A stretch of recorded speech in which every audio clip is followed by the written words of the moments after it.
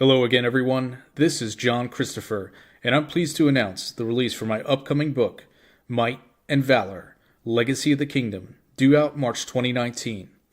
This book is an epic fantasy adventure that offers a look into a deeply imaginative world where rulers and warlords reign, ageless creatures roam, and where kingdoms are in desperate need of heroes.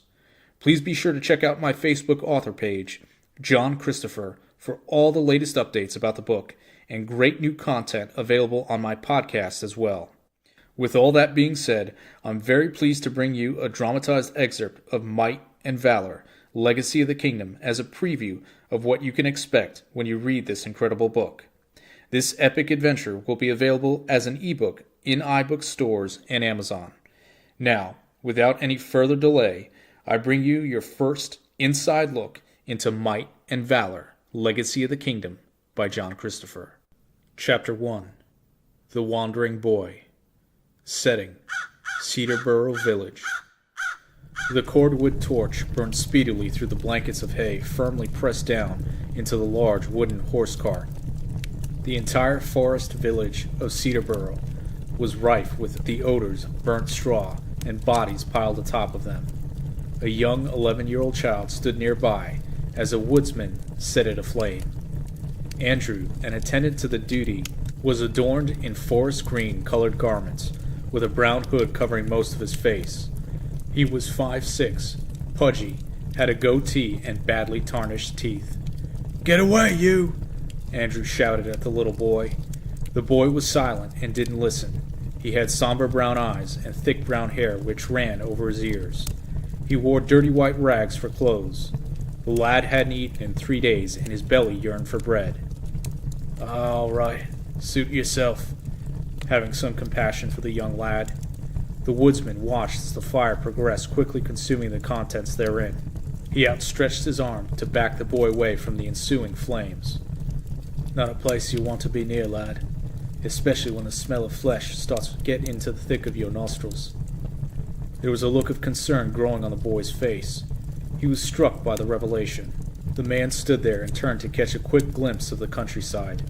The ground was covered by thick green weeds several inches high, and the nearby river that intersected with a canal looked like swampy water. A swell of fog came up from the unseasonable stretch of humidity in late autumn. Surrounding him were many wooden houses with thatched roofs that were all coming apart. The small village was on a hill that overlooked a castle that had seen better years. "Plague can make victims of us all, I'm afraid," the woodsman said, very matter-of-fact. "Name's Andrew, son. Which house did you come from?" The boy pointed in the direction of a dilapidated home 3 spaces down. Andrew had just pulled the bodies he was burning from. "Oh," his eyes widened. "I'm sorry, son. I truly am." "They didn't want me to leave," the boy said. "Your family?" "I'm sure they didn't," Andrew sympathized. "I'm tired," the boy said, with tears welling up in his eyes. "What's your name?"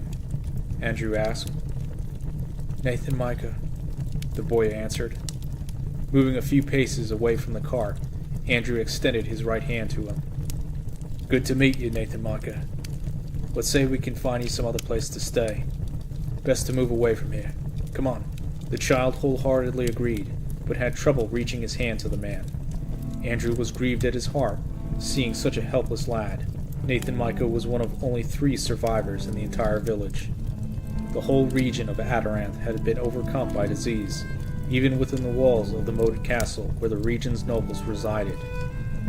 Walking through the muddy ground, there were other woodsmen at work, carefully gathering bodies and placing them in carts that were lined up on either side of the main road. Some had yet to be filled, while others were being torched.